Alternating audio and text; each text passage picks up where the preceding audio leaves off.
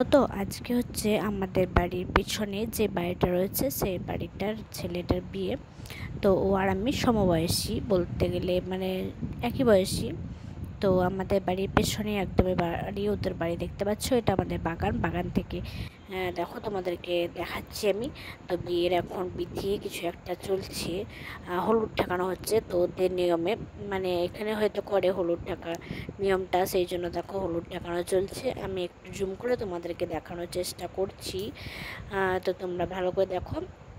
তো সবাই মিলে তো হলুদ ঠেকানোর কাজ চলছে, দেখতে পাচ্ছ 9 জন লাগে হলুদ ঠেকানোতে। তো 9 জন মানে সধবা মেয়ে লাগে। তো দেখো হলুদ ঠেকানো চলছে। আর ওদের মধ্যে জামাইবাবু মেন আছে, জামাইবাবুকে নাকি সমস্ত কাজ করতে হয়। যাই হোক জানি না, কারণ আমাদের নিয়মের সঙ্গে ওদের নিয়মের ডিফারেন্স রয়েছে। তো ওদের জামাইবাবুটা দেখো পেছনে রয়েছে, ধরে রয়েছে, আর বাকি সবাই হলুদ ঠেকাচ্ছে। তো এর মধ্যে দুটো বৌদি আছে, ওদের কাণ্ড দেখলে তো তোমরা বুঝতে পারবে যে দেওরের বিয়েতে বৌদিরা না থাকলে কি জমে? একদমই জমে না। তো সেই বৌদিদের কাণ্ড দেখার জন্য তোমাদেরকে শেষ অবধি থাকতে হবে। আর সত্যি বলতে হ্যাঁ, বৌদিরাই জমিয়ে রাখে দেওরের বিয়ে। আর ননদের বিয়ে হলে তো জামাইবাবুরা একদম সেরা।